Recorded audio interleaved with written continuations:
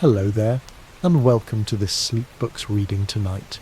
The London rain softly taps against the panes, mirroring the anxious beat of a heart in a lavish carriage pulling up outside our door. A visitor, cloaked and masked, carries a secret so immense it could rewrite the history of a European kingdom.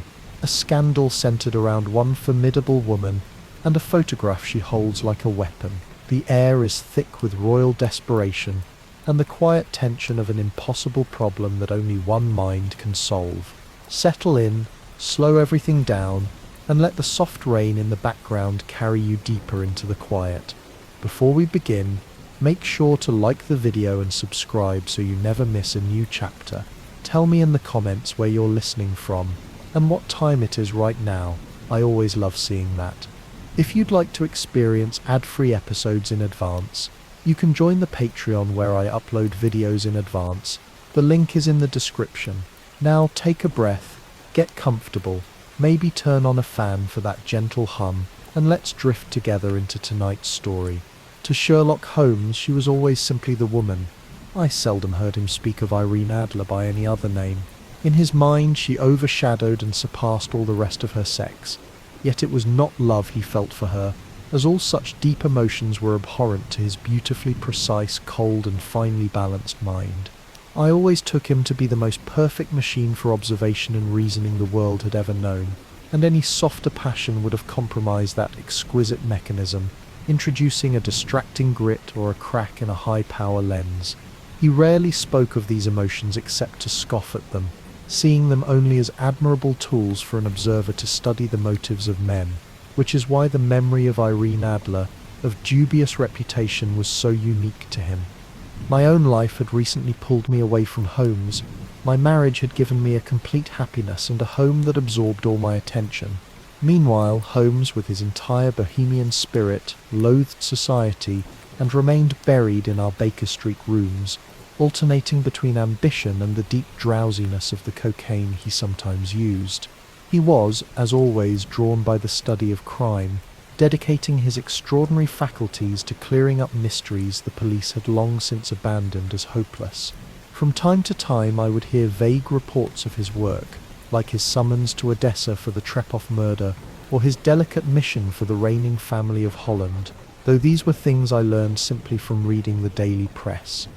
It was the night of March 23rd, 1888, when my work as a newly returned civil practitioner brought me through Baker Street, passing the familiar door forever linked in my mind to my own courtship, and the dark events of the study in scarlet. I felt a sudden sharp wish to see Holmes again. Looking up, I saw the windows of our old chambers were brilliantly lit, and his tall, thin silhouette passed twice against the blind. He was pacing the room with quick, eager steps, his head bowed, his hands clasped behind him. Knowing his every habit, I understood instantly that he was deeply engrossed in a new problem, having risen from his drug-induced slumber to chase a fresh scent. I rang the bell and was shown up to the room that had once been partially mine. His greeting was, characteristically, not effusive, but I sensed he was genuinely pleased to see me. He gave a kind nod, waving me silently toward an armchair, and indicated his cigars and the spirits case across the room before he turned to stand by the fire. He studied me in his singular meditative way, taking me in completely. After a long moment, he remarked that wedlock seemed to suit me well, saying he believed I had put on about 7.5 pounds since we last met. When I told him it was only 7, he insisted he would have thought slightly more, just a trifle, and then quietly observed that I had returned to my practice. I asked him how he could possibly know that I had gone back into harness. Holmes told me softly that he simply saw it and deduced it, immediately following up by asking how I knew that I had recently gotten very wet and employed a clumsy, careless servant girl. I laughed and told him it was too much, saying that had he lived centuries before, he surely would have been burned as a wizard, admitting that I had indeed taken a country walk that Thursday and returned in a dreadful mess. I pointed out, however, that I had changed my clothing and could not imagine his deduction, just as I could not understand how he knew my maid, Mary Jane, was incorrigible, and had been given notice by my wife. He He chuckled, rubbing his long, lean hands together in delight. He explained it was simplicity itself, saying his eyes noticed 6 almost parallel scratches on the inside of my left shoe, precisely where the firelight touched the leather. Holmes deduced these could only have been caused by someone carelessly scraping around the edges of the sole to remove crusted mud, leading to his double conclusion that I had faced vile weather and employed a particularly negligent servant who slit boots. As to my return to practice, he reasoned that if a gentleman walked into his rooms smelling of iodoform with a black stain of silver nitrate on his right forefinger, and a distinct bulge on the right side of his top hat where he secreted his stethoscope, he would have to be dull indeed not to pronounce him an active member of the medical profession. I could not help but laugh at the effortless way he explained his process, telling him that when he gave his reasons the entire matter always seemed so simple. I believed I could do it myself, yet I was completely baffled until he revealed his process. He answered that this was his entire point, lighting a cigarette and settling into an armchair. He told me I saw, but I did not observe, and the distinction was perfectly clear. Holmes asked me, for example, how many times I had seen the steps leading from the hall up to this room, and I answered, frequently, perhaps hundreds of times. He then asked me precisely how many steps there were, and I realized I did not know, admitting my ignorance. Holmes told me that I had seen but not observed, whereas he knew there were 17 steps because he had done both. He then added that since I enjoyed chronicling his trifling experiences, this new problem might interest me, throwing over a sheet of thick pink-tinted notepaper that lay open on the table. Holmes said the note had arrived by the last post and asked me to read it aloud. The note was undated and contained no address or signature. I read that a gentleman would call upon him that night at 7:45, wishing to consult him on a matter of the deepest importance. It noted that Holmes's recent services to one of the royal houses of Europe showed he could safely be trusted with matters of an importance that could hardly be exaggerated, an account they had received from all quarters. The note concluded by requesting that he be in his chambers at that hour, and that he should not be alarmed if his visitor wore a mask. I remarked that it was a true mystery, and asked what he imagined it meant. Holmes told me he had no data yet, emphasizing that it was a critical mistake to theorize before possessing the facts, lest one unconsciously begin twisting the facts to suit a theory. He then focused me back on the note itself, asking what I could deduce from it. Imitating his methods, I carefully examined the paper and the writing, concluding that the man who wrote it was presumably well-to-do, as such strong, stiff paper could not have been purchased for less than £0.50 a packet. Holmes murmured that the word peculiar was correct, telling me the paper was not English at all, and then directed me to hold it up to the light. When I held it up, I saw a large E with a small gig, a P, and a large gig with a small 2 woven into the texture of the paper. Holmes asked what I thought it meant, and I suggested it was likely the maker's name or monogram. He patiently corrected me, explaining that the gig with the small 2 stood for Gesellschaft, which was the German word for company, a standard contraction like our company. He continued that P was obviously for papier, and then suggested we consult his Continental Gazette for the meaning of EG. He brought down a heavy brown book from his shelves, quickly finding Igria, a place in a German-speaking country in Bohemia, not far from Carlsbad, which was known for its glass factories and paper mills. Holmes smiled triumphantly, sending a great blue cloud of smoke from his cigarette, asking what I made of that. I told him the paper had been made in Bohemia, and he confirmed this, adding that the man who wrote the note was therefore a German. Holmes asked if I noticed the peculiar sentence construction. This account of you we have from all quarters received. He explained that a Frenchman or a Russian could not have written that, as it was only the German who was so discourteous to his verbs. He concluded that it only remained to discover what was wanted by this German, writing on Bohemian paper, who preferred a mask to showing his face. As he finished speaking, we heard the sharp sound of horses' hoofs and grating wheels outside, followed by a sudden strong pull at the bell. Holmes whistled softly, remarking it was a pair of horses by the sound of it, and then looked out the window. He confirmed it was a beautiful little brougham with a pair of handsome horses, which he judged to be worth 150 guineas apiece.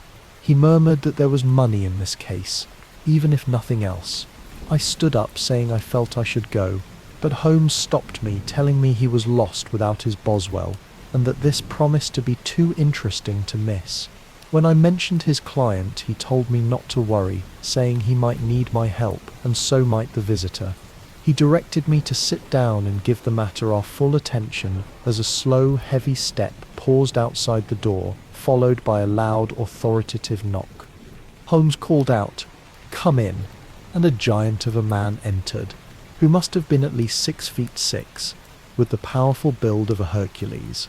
His clothing was richly adorned, a richness that in England might have been considered poor taste. Heavy bands of astrakhan fur were slashed across the sleeves of his double-breasted coat, and a deep blue cloak thrown over his shoulders was lined with flame-coloured silk, fastened at the neck with a single flaming beryl brooch. His high boots, trimmed with rich brown fur, completed an impression of almost barbaric opulence.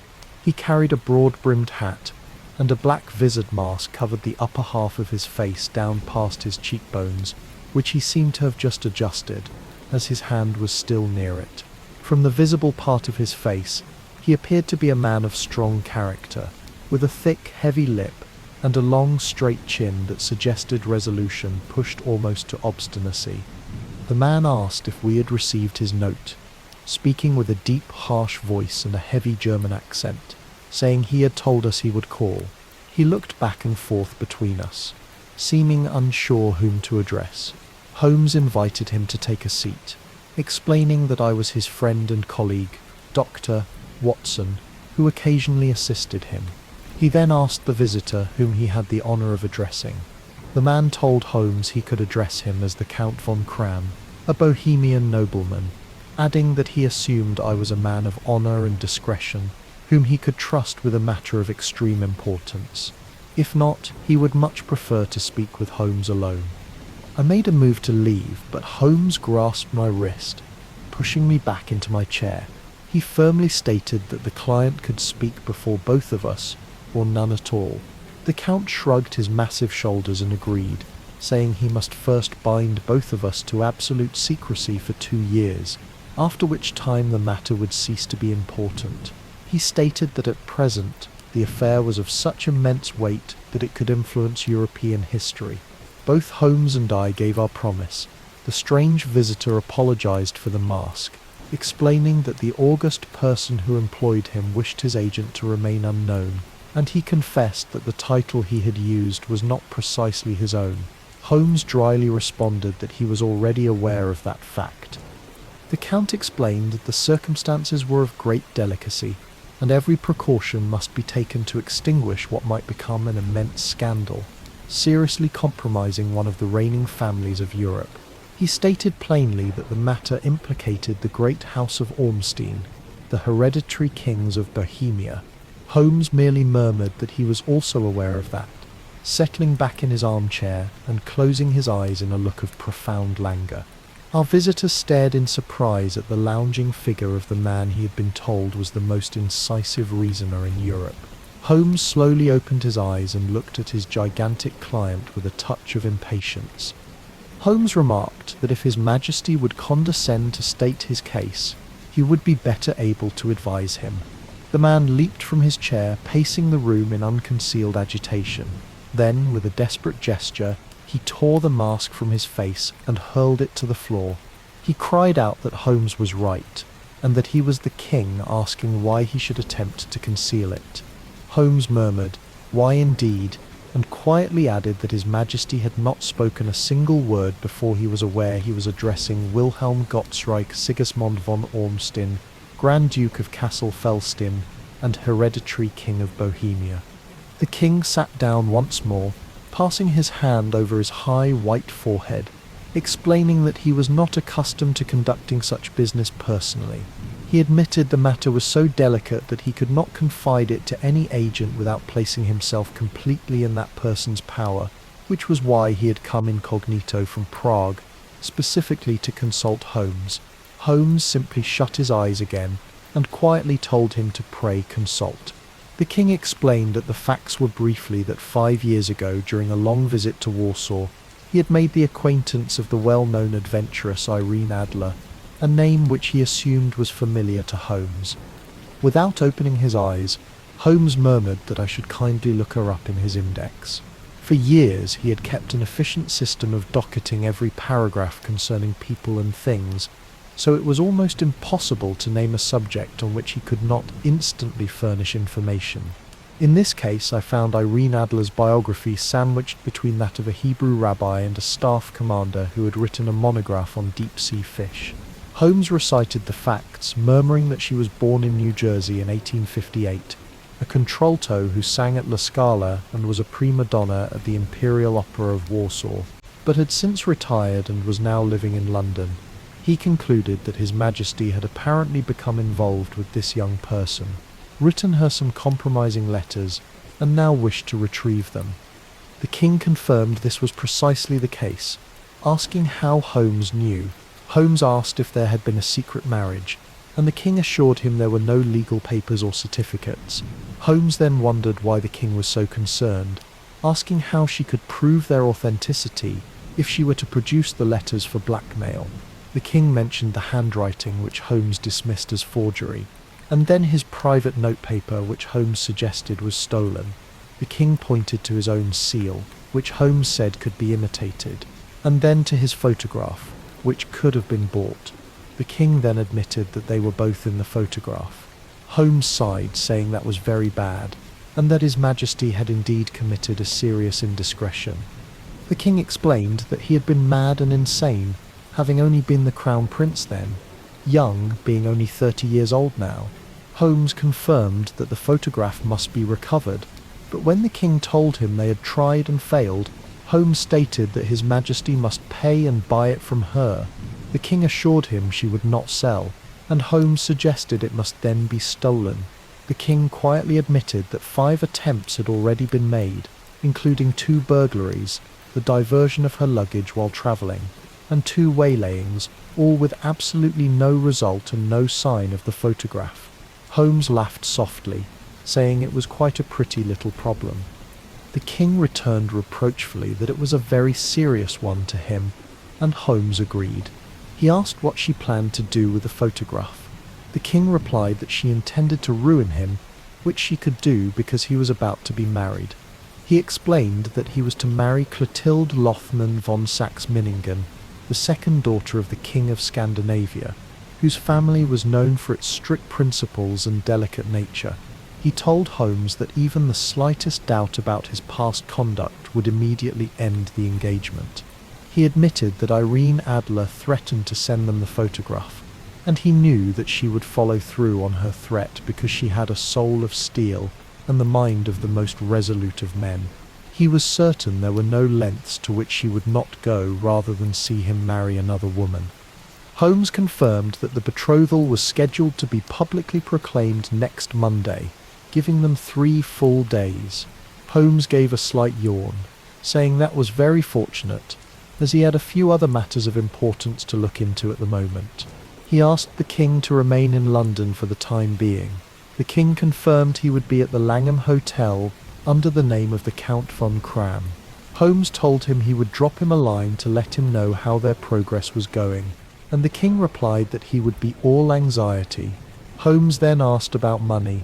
The king immediately gave him carte blanche, swearing he would give one of the provinces of his kingdom to have the photograph back.